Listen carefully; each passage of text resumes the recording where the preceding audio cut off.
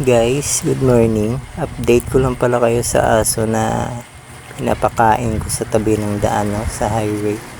Ito na siya guys, dinalhan ko na naman siya ng hapunan niya, yung mga buto-buto ng manok, tsaka kanin, tsaka may sabaw na konti. Ayan, pinapakain ko na siya guys kasi kahapon hindi ako nakapunta kasi busy.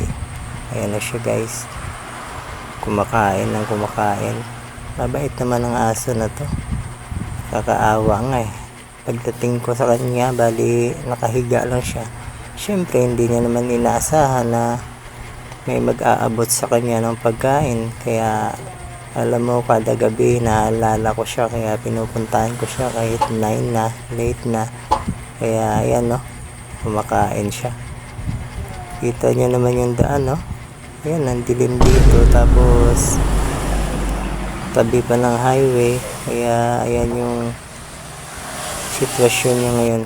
Ayan na guys, tapos na siya kumain at hinawakan ko naman yung ulo niya.